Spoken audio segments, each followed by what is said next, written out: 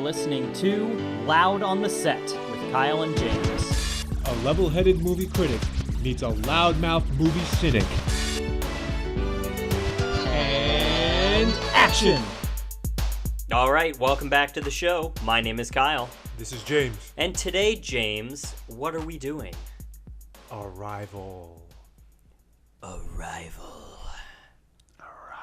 Whoa! Who He's the hell? arrived! Who's arrived? This is Aaron. Yes, it's Aaron. Aaron's back with us. You know, Aaron, with this appearance, you might take the lead. I'm close. I should do the math. I think I'm still might be one or two Let's behind. reflect on but- all the episodes Aaron has joined us for thus far. Oh, do we need to? Iron Man trilogy, Correct. Star Wars. No. Did not do Star Wars. That was Josh. Iron Man trilogy, Batman vs. Superman times Batman. 2. Yes. Come on, what else? What else did we talk about? Some Marvel shit. Oh, Civil War. Yeah, Civil War. Civil War. Was there another Marvel one? I don't know, man. You've been a lot. We'll count. Several. I should know this. Welcome I should back. know. Thanks Welcome back. You're for the best. arriving, Thank Aaron. you for giving me a platform on which to arrive. Nice. Excellent. So we're talking Arrival, a new movie by, here we go again, Denis Villeneuve. It's French, Canadian. I don't know. This is actually one of my favorite directors, which is pretty hilarious. So I should probably know how to pronounce his name by now. What else? You mentioned him on the podcast before, Kyle. What else? Well, has he he's done such films as Prisoners, Hugh Jackman, Enemy, Jake Gyllenhaal, Sicario, one that came out last year, very interesting. And with this, Arrival, coming out this year, he's made a pretty big Hollywood splash the past 4 years in a row, which is kind of uncommon. Wow. And interesting. And he will be doing the Blade Runner sequel upcoming, which is very interesting. But anyway, this guy, well known for fantastic photography skills. He's a very visual director, but also great at manipulating the film and the audience expectations. So I'm a big fan of his movies. I've seen all the ones that I just listed off here. Have you seen any of these, Aaron? Any of the other ones I mentioned? You keep looking at me like I'm going to back you up on this. Not a single one. What about you? Have you seen any of them? No. Not I even remember Sicario. Okay. I remember I wanted to see it. All right. Well, they're I remember that interesting. too. I remember want I to see wanted it. to see. Yeah, it's good. You should watch it. Right. But James, give us a little pre-spoiler plot summary of Arrival. All right, well, before I do that, I want to make sure the audience can appreciate something here, and that is this. I went and saw this recently. Kyle saw it recently. Aaron saw it recently. Opening and weekend. We haven't said a word to each other about it. Now, normally, we will see a movie, and we'll drop a couple of hints to each other in the, as we pass each other in the halls and whatnot. Is this worth talking about? Yeah, hey, did you see it? What'd you think? And we'll make each other laugh quickly in the hallway, and we'll pass it. Oh, well, all right, we'll get the rest out when we record, right? Yes. But today, I don't know what Kyle has I don't know what his thoughts are on this movie at all. I haven't talked to Aaron about it. I saw Aaron walking around today, and we confirmed that we each seen it, right? I'm not even sure that you've seen it. I seen it. You could just be lying to me. I saw it, man. I'll prove it in a second. All right. He is stalling on the plot summary. I just think it's beautiful because this is essentially what the podcast was always meant to be. Zero beforehand, like pregame. No pregame here. This is like Kyle doesn't know what I thought about the movie. Before we start this, I want to make sure that you did see it. You're not confusing us with The Arrival, the Charlie Sheen movie with the grasshopper aliens, are you? Oh, Man, shit. I was in the movie theater yesterday. Just checking. You think my memory's that shit? Just you know? checking. All right, All the right. pre-show concludes. Okay, now the pre-show. All right, Hit here we go. us. You want a plot summary? Yeah, a basic plot summary. No spoilers. Okay. Aliens have arrived on the planet Earth in the form of mysterious ships, 12 of them, seemingly randomly scattered about the planet, and the countries scramble to figure out why they're here. They struggle to communicate with them.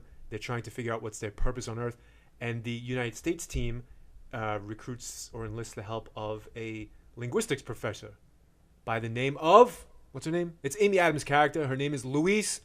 Something or the other. And through her work with her team that includes Jeremy Renner, a physicist, they come to some startling revelations that set into motion a tension-filled, suspenseful, heady sci-fi movie. Sound interesting? That was beautiful. Not bad, right? Oh shit! All right. Yeah, that was good. I could make a living on this podcast. This All guy right. with the French name needs to hire you to write all Yeah. of his movie bios. Dennis, what's happening, Dennis? D-man. Sound good? Go see it. Pause it right here, and we'll come back and talk about it. I mean, should All right, we're back. What's that, Aaron? I was gonna say, should we give our assessment of whether someone should see it or not before Now we we talk should. about Now we spoilers? should. Now after All right, they I saw did- it. You've seen it. I did the summary. I want somebody else's thought. I'm ready to listen. All right, Aaron, we're going to start with you since you're our guest today. So we're Give gonna us do. your open opinion about it. There you go. All right, so I'm gonna give my opinion with no spoilers, so we can do that and then spoil okay. things. And then we'll spoil things. Yeah, because this is genuinely a movie that should not be spoiled, I think. Okay. I liked it quite a bit. I did not like it a lot. There were some things that could have been done that would have made it amazing, but as it stands, it was a kind of movie that I haven't seen in a long time, and it felt refreshing in a lot of ways. Give us an example of something that could have been done to make it amazing, So- without spoiling, if you can. The very first scene, I don't think this is a spoiler since you gave the idea, but the very first scene, you're just kind of dropped in to this situation where the presence of these aliens is becoming known. Mhm. And that's something that I always see missing from these movies that introduce, aliens exist. Because really what should be going on is every person on Earth should be having a moment where they go, holy shit, there are aliens. And there should be a worldwide existential crisis that happens. Yeah. And the movie did it a little bit, and I really wanted to see more of that, where she's just kind of going through her day, and then everyone else is just having this weird moment where they're not paying attention, and then eventually she slowly falls in like something is going on. And it happens, and you have this moment where she's walking out of her job, and there are these people just not sure what to do, they don't know what's happening. Are we in danger? Are we not in danger? What does this mean? And there's moments where cars just crash into each other because no one's paying attention and they're totally not in their space. And then the tension of that is just broken by suddenly a fighter jet just blasts through the sky. And it just gives you the sense this is a real thing that's going on. And there's 45 seconds of that, and I really like that. Yeah. And then she's just kind of yeah, there's aliens. All right, it's fine. Yeah. Piggybacking off your point, absolutely. I felt exactly the same way because I loved that feeling and that unrest that was there. And I think she was a bad example of a character to follow because it seemed like she was just kind of chill with it. Yeah. One of the few people on Earth to be yeah, I thought there might be aliens and now they're here, so whatever, you know? I was expecting more of a reaction there. But yeah, I would have loved to see more of that. My opinion on the film as well. As I mentioned, this is one of my favorite directors, and every other movie that I've seen so far, I have really enjoyed. There's usually one or two, I don't know if it's his writing style or something. There's always something that feels at one point a little off to me. And I think that it trips towards stereotyping, and I felt overall, I enjoyed this movie. It's getting really good reviews from pretty much everybody, critics and audiences alike.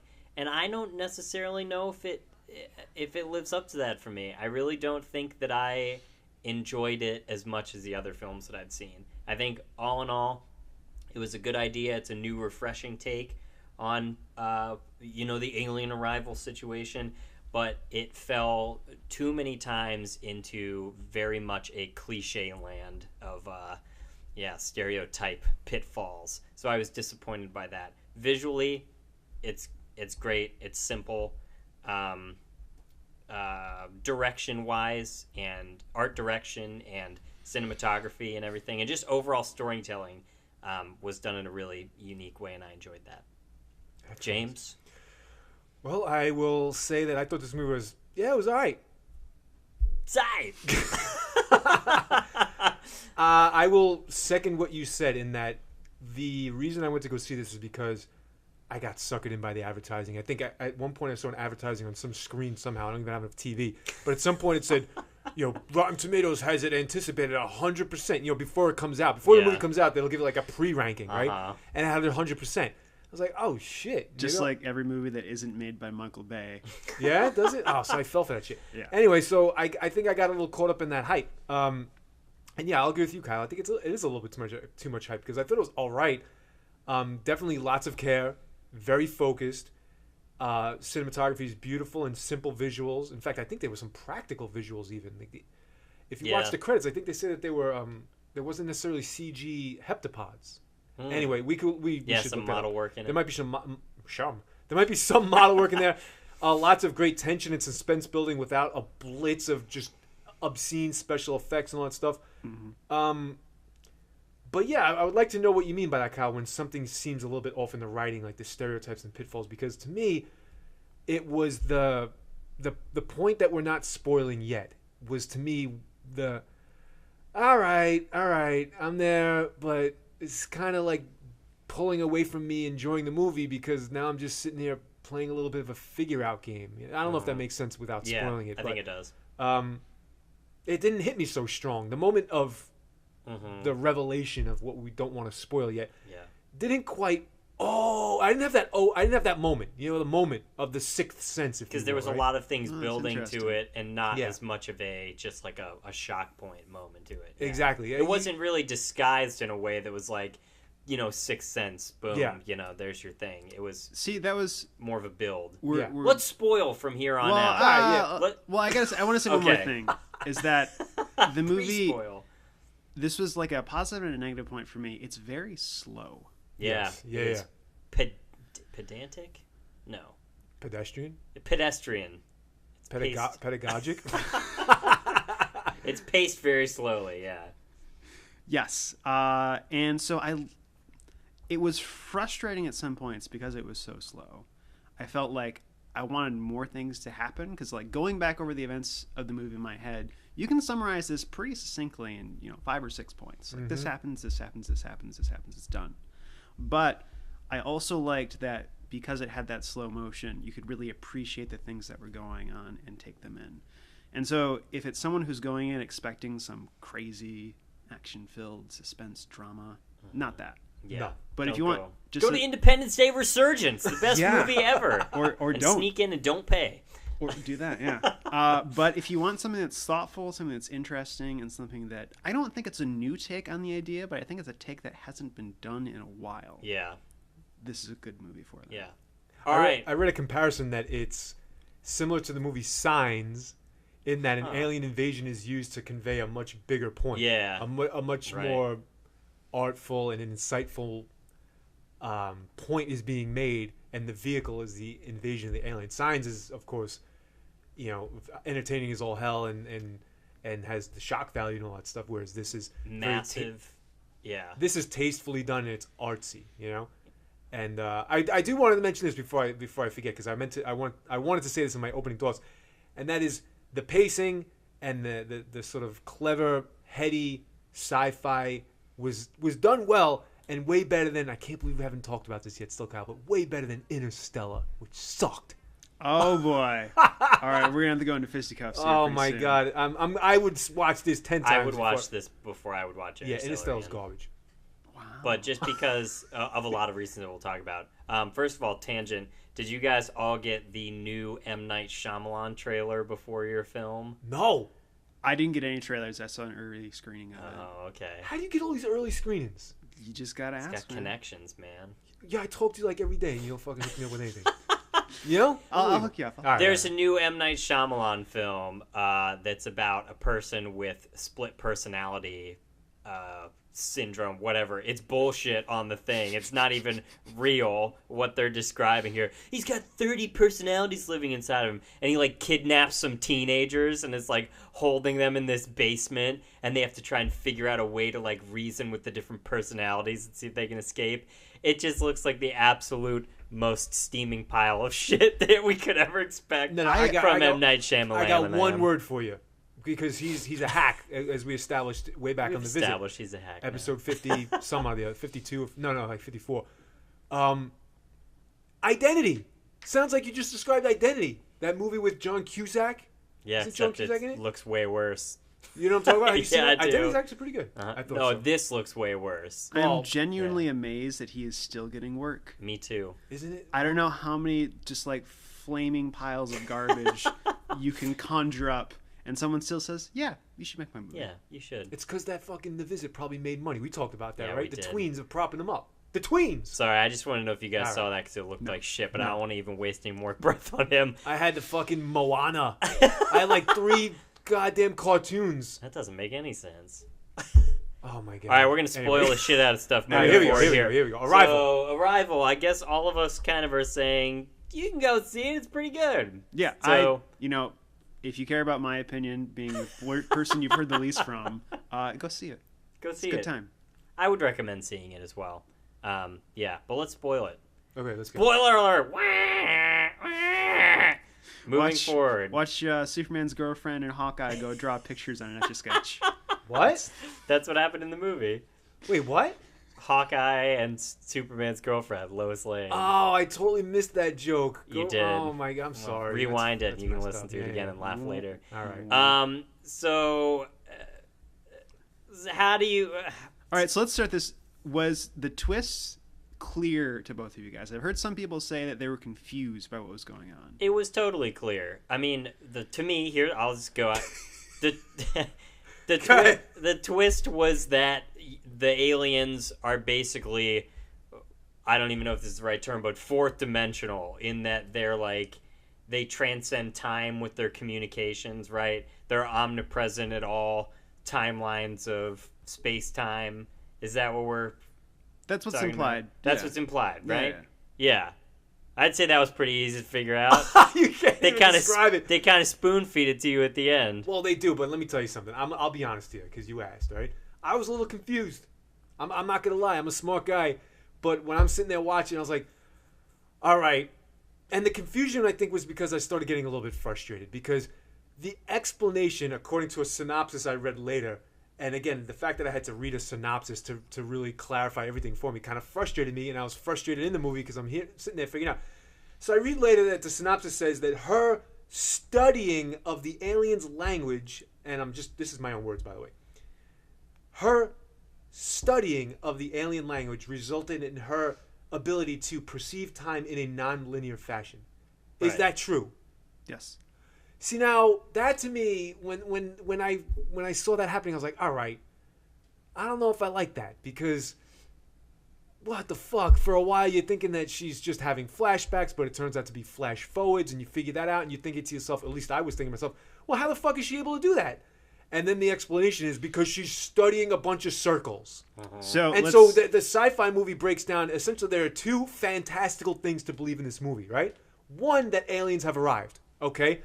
I'm suspending my disbelief for that, willingly, because the ships are there, they look cool, and it's very tastefully handled, blah, blah. But the second thing you're expected to believe, or suspend your disbelief, I meant to say, is that she gains a new, essentially, psychic power through scholarship. Yeah. And that's where I was like, oh, I don't think I like that. I don't think I like that, because it made me have flashbacks, not flash forwards, but it made me have flashbacks like Independence Day, that anybody that came in contact with the aliens was suddenly like, having President Lone Star style headaches and are capable of visions. You see what I'm saying? Yeah, and I got a little frustrated by that. Okay, so I want to. So I Safe. really liked that twist. Like, speaking of M. Night Hackleman. M. Night Hackleman. Yeah. M. Night Hackleman. M. Night Fraudalon. So I really like this twist, You like it? and it was the best twist that I have seen in a movie since, I think, some of his actual, like, accidental good work that he did. So that moment where you're seeing this, I was confused, because I was like, this is a thing, this seems like a movie trope to me, where you're being exposed to aliens, anything could happen, and she's having these apparent memories resurfacing. And it seems like something important to say, like, hey, Hawkeye, he doesn't have a real name, he's just Hawkeye. Have you been having, like, weird memories popping up back in your head too? Like, is this something that they're doing to us?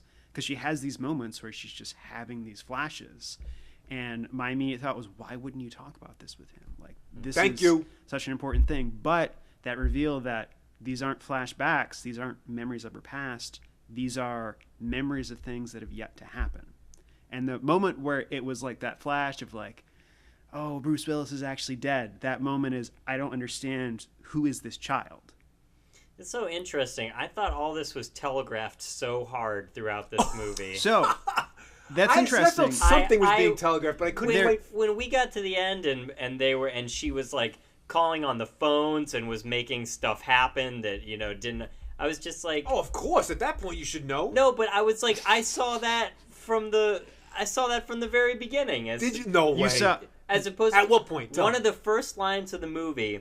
you saw the It's daughter her- in the bed, and you were like, "Yep, she's gonna call the Chinese prime minister, and they're gonna have a conversation." No. It's Nah, gonna it hurt." is. I know what The you're saying. one of the first lines of the movie, she says something to the effect of like, "I know how this is all gonna end," for like talking about her daughter, like that she knows the future, and I'm like, okay, she knows the future. What for some reason? See- and then and then I was like, now there's aliens. Now she's hanging out with the aliens, so obviously she's gonna gain the ability to transcend time in some way. And then it was like, oh wait, but now it's the future, and it was like, okay, well you already kind of explained that to me. So I don't know. I counterpoint to just that, was so in front of when their reveal was that to me, like when you said there wasn't like an aha moment, like everything clicked, because I felt like they'd already built up to that point and kind of spoiled their own like plot twist for me. I don't know. So counterpoint to That's that, how I felt. and two things about what you were talking about before is All that when she's going through that, she's talking about her daughter, and so when she says like, "I know how this is going to end. I know what the result of this is going to be,"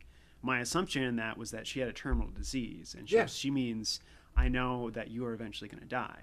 And that's why that line actually works from my perspective. Is when I saw that, I totally thought she was talking directly about that situation. Me too. Now, Which I as- think is the point. Yeah, Yeah. exactly. And that's why And you mean to tell you weren't led along that path? You took the more. It was the wording. It was the way that it was worded and the situations that they were showing. But I'll let me have ask to you go- something. Let me ask you Let me see something. if I Were can you- find the transcript But of wait, the beginning wait. and I'll Nah, cite. No, don't worry about That's that. But let me ask you something. Were you prompted by somebody telling you before No. you went into the movie, "Oh, Kyle, there's a Uh-uh. big twist at the end"? I just immediately felt that. Well, here's the other You thing. felt like you were being. I had some not context, but I had visual cueing of this situation because of another film that he had done before. All right. So All right. so I know through his work that he warps perspective of things. So I kind of went into it with an open mind. Aliens were present. Something about the dialogue was concluding something to me. I didn't know exactly what it was until we got later on. But even as she was like assessing all the stuff, was getting as the vision started to phase and everything, it just all seemed like it was building to that point.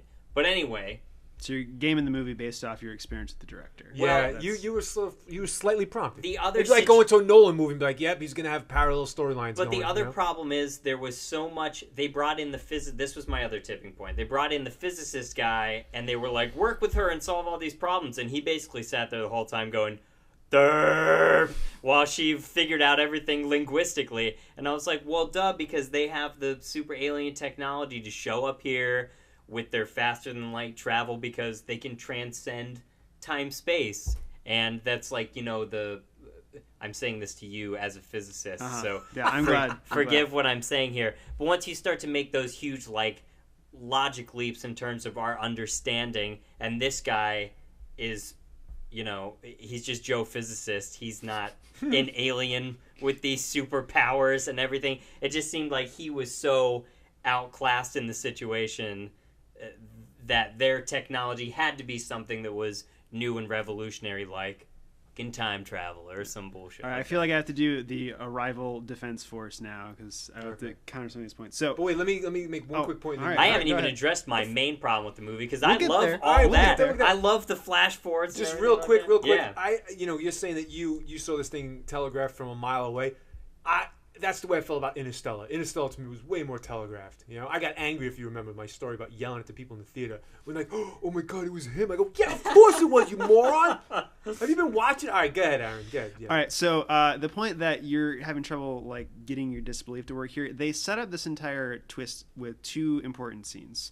There's a moment where Hawkeye's talking to Superman's girlfriend, and he's talking about You can call Lois if you want. Lois Hawkeye and Louise. Lois. Jesus. All right. Anyway. Yeah, he's talking about something about the brain, and he says, I can't remember the exact line, but there's a conversation about how Exactly what you're different languages can actually change the function of how the brain works. Or your perception of reality, essentially. Yeah, your perception of reality is actually built around the way that your brain perceives language. Mm-hmm. And so that was setting that up. And then when they're describing the heptapods' writing style, They say that, it's circular, it has no beginning or it has no end. And like the same thing with the beginning of the movie, they set that up as, they just have a different sentence structure. Like they don't have the same perception of flow as our sentences do. And that's what that like line meant to be in that moment. But when you realize later, like, this has no sense of time because it is beyond time. And I feel like this is one of the rare... Usually, I am the last to catch on to shit like that. I'll be totally honest. I am very slow, because I take everything so literally as it goes along. And I don't know if it was just the way it was written, but when I heard that, and they threw up all the words that she was recognizing from, like, the Rorschach test that she was reading there, I was just like, well... fucking because it all exists in the same time, a different time, at all time. Like, I didn't even connect with it in any way on the linguistic level, but more so as, like, the telekinesis, whatever bullshit, like, next level that my mind was taking it to at that point. Okay, I got something for you guys, and especially for you. And it is the classic paradox that we run into with movies that deal with time travel, or experiencing time in a different frame of reference. And that is, the aliens are able to tell Louise that she can see the future. Right? Louise sees future. Remember that? They fucking tell her at the end. You give me this look like you don't know what I'm saying. I'm trying to remember the specific scene. All right, anyway. There's an alien who makes a when weird she gets East Coast sucked up into the accent spaceship, into her own little personal pod, and she's having the conversation with just one of the heptapods, because one is in dying process, right? Yeah. She's confused as all hell because she's actually just starting to figure out something weird is going on here with my memories. Are they flashbacks, flash forwards? How do I already know this? She asks them, blah, blah. And they say, because Louise sees future. And we will give you help now. This is what I'm paraphrasing the aliens in their choppy ass English, right? And they're Heptapodian. In Heptapodian.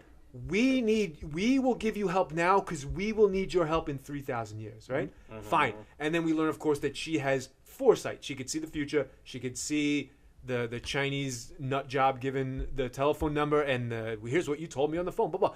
Well, then, if the aliens share all their technology with the planet because, vis-a-vis the avoiding of the global conflict, right? Why? Then how come everybody doesn't have this gift? It's the classic problem of once one person has it and it was meant to be shared globally, everybody should have it. Yeah, that's what the movie says. But then the movie never happens. You see the paradox? Because the movie's done before that happens. That's so when No, but what I'm trying to say is, at some point in the movie, everybody should be like, "Oh wait, I know how to do this. I could see the future already." Everybody should have that because once it's shared, then time is no longer linear for anybody. So the point is that. And why didn't the aliens just help themselves if they know they're going to need help in 3,000 years and they're the progenitors, or however you say that fucking word? They're the inventors of this non-linear perception of time vis-a-vis language. Well, either way, if you can see that you have a problem in 3,000 years and you experience it at the same time as you're experiencing the time you're describing it 3,000 years from now, fix it yourself. No? All right, so let me offer. It's the paradox. Let me offer a solution for you. Okay, yeah. So first of all, the whole point of it is that it's the knowledge of this language that opens up their ability to perceive time non-linearly. So until she was able to learn that language, she did not have the ability to see her future the same way that she sees her past. So that wasn't available to her. And it was only once she started to see all the patterns and realize how the language worked that she was able to access those moments and like download the information of the language to her immediately. And she has that moment where like she remembers in her future that she writes this book that she starts showing to people, teaching them the language, which is her disseminating that knowledge to the rest of humanity. It's that moment where she goes back and sees that she goes forward and sees that she's written this book. And that's how she knows all of the language immediately. So the other point of this is, think about it this way. All we know is that these aliens are aware of this language. These aliens, just by chance, had the ability to shoot out this weird ink shit from their hands. Almost like they're specifically designed to be able to speak in this language. We have no knowledge of the aliens besides the fact they know this. So it could very well be the case that the heptapods are just some creatures that were created with the mission solely of teaching that language to other races. That's why they show up, distill the knowledge to her. Once she's got it, go, peace, we're out, and disappear.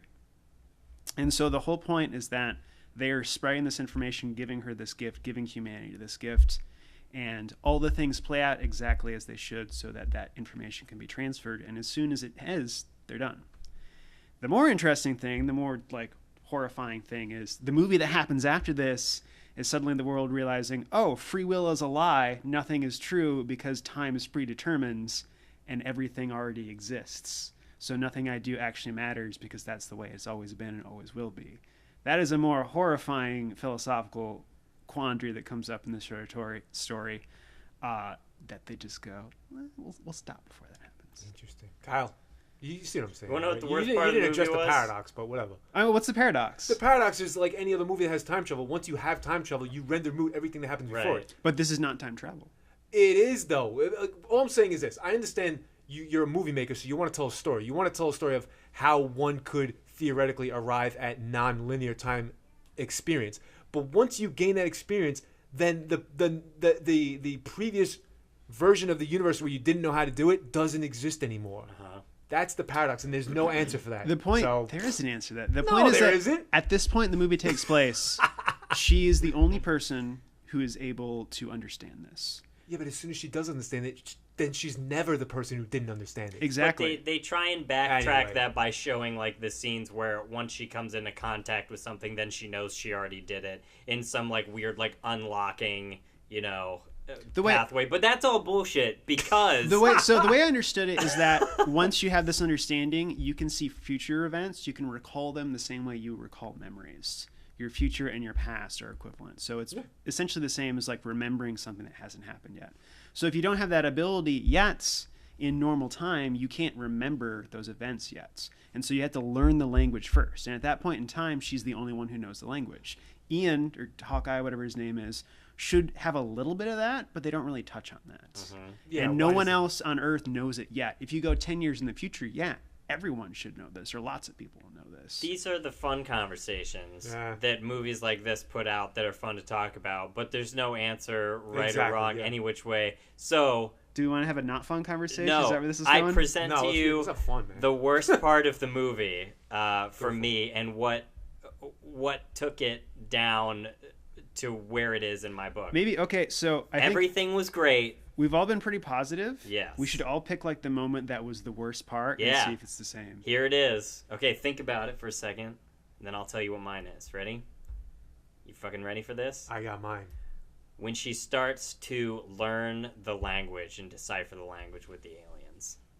Oh. What fucking bullshit garbage was that? I was so excited to see the process by which they were going to learn each other's language. She sits down in front of them for a second. Human! Writes it on the big thing.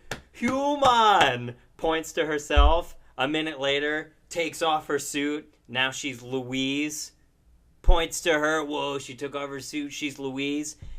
About 30 seconds later, she's looking at a screen with that fucking ink blot on it and is like, oh, weapon, like knows all these fucking words, and they're just like, yeah, and then she just knows how to figure out languages. That's great. I was so intrigued for the actual process of them going through and like deciphering and communicating and figuring out each other's language, and they glossed the fuck over that, and that made me pretty much disregard the whole rest of the movie. Really? Because I was like, this was what it was all about, was like meeting another civilization and exchanging and how you were going to communicate that. And they were like, and then it happened. Moving on. Now let's have our conversations and stuff. And the interpretation part was just completely gone. You got that little montage with them walking No, around? that was bullshit. Wow, Kyle. That was the worst part of the I'm on a movie. Totally different page than you. Aaron, you go next. I really liked that part. Well, Sorry. the 1 minute of it. So I agree. I think there would have been a little bit more of that, but like when it happened, I was like, I wanted to see more of this. But stepping away from him, like, that would kind of mess with the pacing of the movie if we're sitting down, like Pacing learning. of the movie. If we're learning linguistics, like I can see that slowing the movie down. Mine is I was all ready for that. Mine is a much simpler moment. Towards the very end, they're standing in the field, and Jeremy Renner says, it wasn't the heptapods coming here that was the most important moment of my life. It was when I met you. That would have been the stupidest moment if the other stupidest moment hadn't happened. I actually, in the theater, as loud as I could, went... Yeah, that wasn't earned. It was Cliche. almost as poorly earned as Superman and Lois Lane's relationship in Man of Steel. It was Maybe it's almost just as her. poorly contrived as I'm Joe Scientist and I'm linguistics expert and we're not from the same world, but we'll get along. And blah, blah, blah, blah, blah. But they had Bullshit like 40 seconds in the stereotype. back of a pickup truck. They must have been meant to Yeah, be it was together. not earned, that relationship at all. That I yeah. will say to add on to that. So, when you're talking about movies, people like movies for different reasons. Wait, we're gonna get to my bad? Well, part? yeah, we're gonna get to All it. right. We're gonna get to it. I just want to say that. So, some people like movies because they really enjoyed the story. Like me, that's if a movie has a good and interesting story, I'm sold. I'm done. That's all I need. A lot of people like characters. They like to see a character, get to know them. That character develops. They grow with them. This movie does a shit job of developing characters. There is zero character development. Superman's girlfriend is just, I do linguistics, and at the end of the movie, I do alien linguistics. And Jeremy Renner is super physics jock guy. He's the most static character in recent film history. And Yeah, he's never really nothing given like changes. a conflict or anything. Yeah, it's No one who shows up in the movie has any defining features They're- besides their job title. They fall back on the conflict of why we bring all him of in here, them man. encountering aliens, and like that's it. How will you handle it? It's like, well, I don't give a shit how he'll handle it because I know nothing about him, and therefore don't care. Anyway, I think that's a really good point. What was I'm your gonna worst part? piggyback on your 2 points in a second. Kyle, in case you're curious, at one point in the movie, when they're pretty far along and trying to essentially convince China not to do what they're gonna do. Anyway, like towards the climax, right? Mm-hmm. If you look closely on one of the TV screens, one of the news footage graphics says that they're 27 days into the invasion. So the part that you don't like that they glossed over, it took them 27 days to arrive at kind of understanding offer weapon or use weapon or offer technology or use technology. So it took them almost a month. I would have So loved to have seen it. And I'm not saying that's fast or slow. I'm just giving you some numbers there. I remember they said roughly a month had gone by. Yeah, a and month. I also, the point you made before about the physicist just saying there being dumb monkey guy, I think that's fine because the government totally thought they'd sit down and they'd be like, all right, here's Blue, this is me, and now we know each other's languages. Let's trade secrets. And so they brought him in assuming like day one, they're going to tell us the secret for interstellar travel. When in reality, it was like, okay, we're at day 18 and we can kind of say like Ian walks. And so they had no real perception of what linguistics was like. And they went through that pretty well. And that was, the one moment where there was a little bit of character there. Her story about the kangaroo. It's like, oh, she's clever. She's like kind of crafty. And then nothing more. Even that was kind of deadpanned a little bit. It was, but it was Yeah. the one It was- glimmer yeah. of a little shine. All right, and I really appreciate your point because I hadn't thought about this, about the lack of character development, is because so much of the movie is focused on tension building and kinda scene like setting and cinematography and It's like a snapshot Yeah. of a situation. Yeah. It's hard to build characters. okay, my least favorite part of the movie. Yes. Ahem. 2 words. Forrest Whitaker. One of the worst performances of all time from a really talented actor. I know what's up with that fucking accent. That's not the way he talks, is it? No. It's like this. You know what you're gonna be? You're gonna be a big military guy, black guy with a Boston accent. It almost sounded like It was them was trying to unintelligible. not typecast somebody and do like the exact opposite and be like anybody can do anything and No, just my plug God! somebody in. I tell you, it was so mangled. I couldn't understand hardly anything he was saying at any point in the movie. Like I missed entire exchanges because of him. And then it got worse because they put on fucking hazmat suits, and everything was through microphones. I just tuned out whenever he was speaking. No, nobody else felt this way. Holy shit! I couldn't understand that. I didn't invest mealy any mouth, energy garbled- into it at all, honestly. Oh, man, I thought he it was a total waste of a talent. I kept getting distracted. I was following the path his eye was taking. And He's got blue eyes. Did you know that? One blue east, one blue west.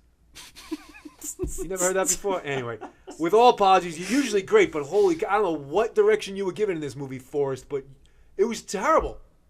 That was Yeah. my least favorite part of the movie. I swear to God. Another great cliche static character that was meaningless. Let's talk about cliches. Oh, 'Cause I got that- 2 for you because this is my second place. I can get this out quick. My second least favorite. Anyway, whatever. It's number 2 on the rankings There of you go. garbage for this movie. Is the not so subtle slanted descriptions / depictions of Venezuela and China. What the fuck, man? That like, really confused me too. you know, like you got news footage and you have 12 regions of the world where you could depict things going kind of off the rails with the citizenship and citizenry and whatnot. And you chose to make Venezuela look like a panicked hellhole, which is, of course, like par for the course in U.S. media nowadays, right? And you make China look like the most aggressive nut jobs of all time. When the United States, in the words of Martin Luther King, greatest purveyor of violence on the planet today. Still true. And yet China's going to be one to kick off the interplanetary or interdimensional war, whatever the fuck, right? That confused me for a totally Get the different hell outta reason. here. Because just like from a movie perspective, like we're moving into this era where China is one of the most important markets for it's movies. sucked up to left and right, yeah. Well, I mean, they're painted not as the villain, but as definitely the aggressor for the whole movie. Yeah. It's like, oh, the driving force is China's going to fucking shoot these things. We got to figure this out quick.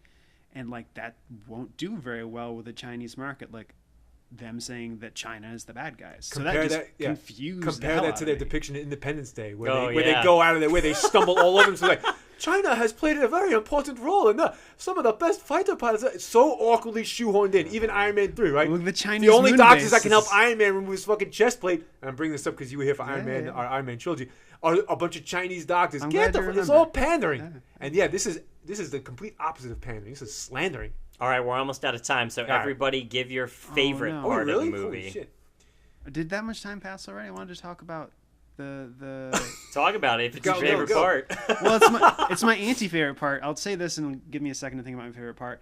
I really disliked the shoehorning in of the threat, and the thing that was making, thrusting the movie forward is these like just kind of down guys who are like, we got to fight these ends, we got to show them who's boss, we got to blow them up like that. As soon as I saw that moment where he's sitting in the base and he's like listening to some crazy internet radio guy, I was And like, he clenches his no. fist laying there in his cot. Yep. We're going this way, really? Come on, we don't need to do that. I know that humanity sucks, but has that got to be the driving force for this? Okay. Yeah. Kyle, your favorite thing? Favorite part? Honestly, I thought that the idea of the plot was my most favorite part. The idea that the aliens had a language and existed in a way that they communicated across time in some manner. I thought that was really interesting. I can't believe that I felt it was telegraphed so hard compared to what you guys have said and what other people have said, because I would have liked to have been a little more surprised by that. I think a little bit more, and it might have just come down to minutia, and that's just where my brain went with it, and I got lucky or something. But when I heard some of the lines and stuff, I thought it was a little too heavy-handed at first. And I really think it's because you know this director so well that like you had the But I'm referencing only a very slight thing from another movie where he likes to warp perspectives on things a little bit. But that's all it took for you to But find that. but it was it was almost instantaneous from the first shot, and then the one that you said that followed up, which was But like, you didn't really know all the specifics. You didn't know that the baby came after the invasion, and you could tell. no. Yeah, I'm with Aaron. Like, you could tell there's a terminal illness in the movie somewhere. That's pretty heavy-handed. But you didn't know that the baby came after the invasion. That it was going to. Well, of course you can't know that it's Jeremy Renner. That's right? not what it was. But Right. what I would have wanted with this was a little bit more of exactly what you said. They have all this tension and they're building it to a more climactic point where you have to switch gears and think, wait a minute, like maybe the physicist guy brings up the idea instead of just the linguistics girl. Who knows? I don't know. But a more of a point where they get to, they have no idea what to do, and then they kind of like bridge a gap and make that happen. But to me, it felt like it was hinted so gradually, and they got to that point so gradually, which maybe even is a more realistic thing that would happen. But in the narrative aspect, I loved all those ideas that were presented, and I liked how it played out in the end as well. I think from beginning to end, this is a very coherent movie in all facets, and I think that's one of the problems that people have nowadays is they see a movie and it's coherent, and it's not just like 80% good and 20% just garbled mess, but they're like, oh, but he flew real fast, it was cool. And they see something coherent and they're just like, well, it's fucking amazing. Somebody told a story narratively that made sense. And there's only one explosion. Right. So I think that's it gets contained. That's kind of a product of where we're at now with the movie industry. But the plot and the idea, the story, was my favorite part. Well, What about you? I'm going to agree with you there, and I think we are pseudo describing the same thing because I knew something was up, and I couldn't detail it out within the first 15 minutes of the movie. But yeah, with the words and I don't believe in beginnings and endings, right away. Okay, something's up here. Something's up. And so the twist, to say it's a twist, it's not really a twist. Yeah. I think that's what we're both agreeing here. Yeah. It's not a twist. It's just a slow, sort of long-awaited clarification of something you've suspected the whole time. You're like, oh, okay. And I admitted earlier that I was confused. I'm not afraid to admit it. I went and had to read a fucking synopsis just to make sure that I understood this correctly. That she doesn't just have this ability. She didn't always have it. She acquired it, right? Because you could maybe watch it again like the second time, but you have to really keep track of when her flash forwards actually start happening. Well, and when do they actually kick in? Because lots of people see those symbols and stuff, and they don't even touch on how in-depth or like what type of exposure it would have been for her to gain that ability. So that's just kind of nonsense at this point. You just have to the sense is that it was a gradual thing. Like she was seeing little bits and pieces, like probably her most did her flash forwards grow with time? Yeah, because they show... But once other people are aware and she's written the book and everything, then... That's in the future, though. Yeah. See, you're talking about the paradox now. But even still, as she was describing it and as they were all learning it together, people got on the same page. She was figuring it out and then was telling people about it so people could make decisions. And what's funny about that too, because by the end they have a tablet essentially that allows them in real time to feed the image in, and it will construct the most likely set of matching words. So there had to have been computer programmers building that graphics recognition package. Maybe they are, and they're just not speaking up. And so all of them should have been having fast forwards because they're just as privy. They're super privy, in fact. Well, the point of the movie, though, that's important is that we only follow one of the 12 stories. Wait, there's a point. Interesting. Yeah. By the way, that could be a huge fucking plot hole right there.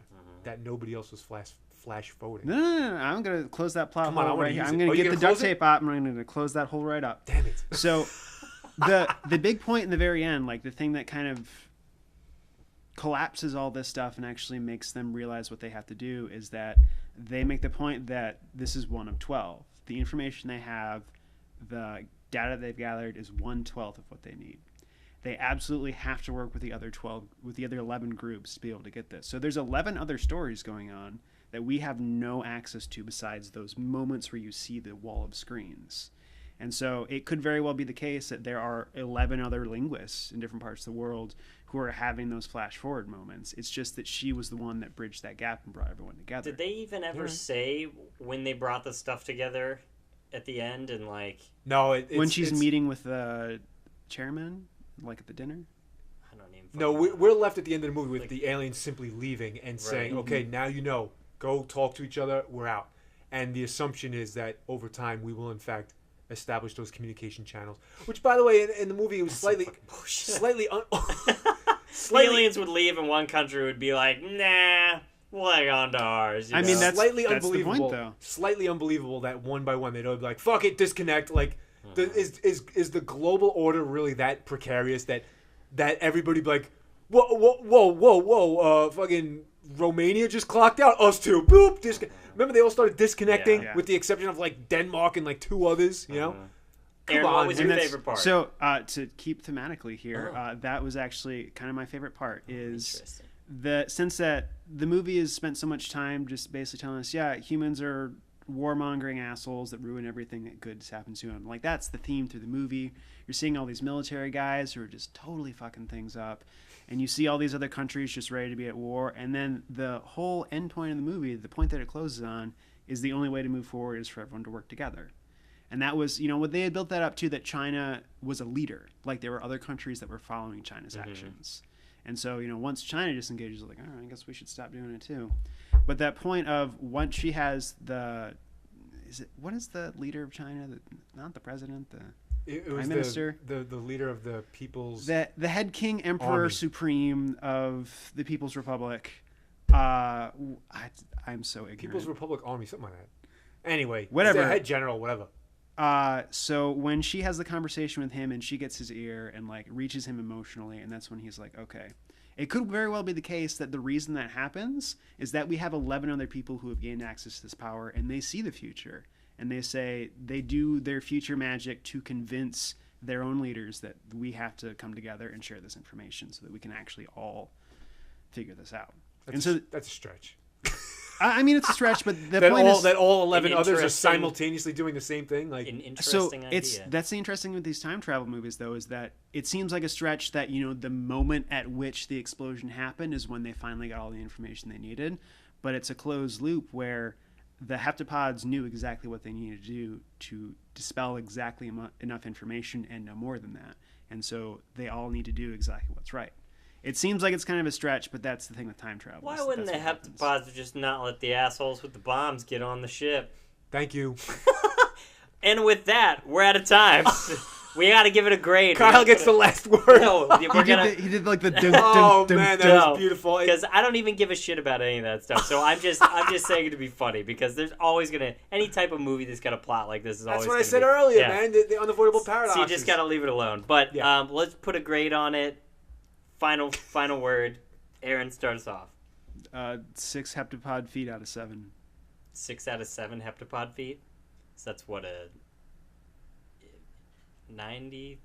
I don't give grades to things. It's good. Go see it. Oh. We give grades. If you're an asshole, don't go see it. Or if you only care about characters, don't go see it. But if you have any interest in aliens or like thoughtful movies or cool ideas or like time paradoxes or just being angry at things, go see it. 6 7s. That's like a B, right? No, it's higher than that. A minus. It's an 80 fucking B plus. It's 85 point blah blah blah. B plus. All right, I'm gonna give it a B. I agree with Aaron. If you want to see something that is thought provoking, if nothing else, it's thought provoking. It's attractive with its cinematography, and it's a nice piece of art. But it's got a few fun things that we could poke fun at and stuff like that. And there's some awkward balancing of like one person's sort of personal story and a possible alien invasion. And so I give it a B. You know. If I graded it based on how I left the theater last night when I saw it, I would have given it a C. Whoa! Today, after sitting on it a little bit and chatting about it here, I'm going to go, until I see it again and feel different, B minus. Wow, Kyle comes on to James. Doesn't happen very often. I have high expectations for Dennis. You know, that's what I like about this movie, though, is once you're done watching it, it leaves you with things to think about. I see. That's what I like. I want to see the conversation factor. I'm going to see it again, like and then I think I'll have a better viewpoint of it than I do right now, or a more clear viewpoint. Because right now I'm still thinking about things and the way stuff was done and everything. But for now, I get to B minus. It's definitely a movie to see twice. I don't know if it's worth seeing 3 times or not. But at least twice. But if you've seen it once, haven't you seen it 3 times? I mean, or if you you've know, seen it 3 times, haven't you seen it once? What I really wanted you to do is give it a all. grade in the circle heptapod squid ink language. Oh, in heptapod ink? Is it like 3 tendrils coming out of a nub to like long? I give it a pentacle, a blossom out of a shit pile over an arcing horseshoe, shedding some skin. There you go. Perfect. B. Heptapodes. Oh, with Take that, us home, Kyle. we're out of time. Thank you so much, Aaron. This was thank you. fun. Yeah. You went so much faster than I thought. Loud on the Set with Kyle and James. And today, Aaron. Check us out on YouTube and iTunes. You can also find us on kylefosterarts.com. Send us some mail. Let us know what you think. loudontheset@gmail.com. We'd love to hear from you about this movie, especially since it has created quite the conversation between all of us. And it's one of my lower graded movies, which is interesting as well. We're going to have to fight one day about Interstellar, though. That's Oh, my God. Yeah. You James have to give me a little bit of money to sit and watch it in the first place. This sounds like a good time to me. Yeah, absolutely. Another day. All right, go see the, not The Arrival, go see Arrival. Let us know what you think. loudontheset@gmail.com. Thank you all for listening. Go see Arrival. Have a great day. See you later. Goodbye. That's a wrap. Oh, good stuff. And cut.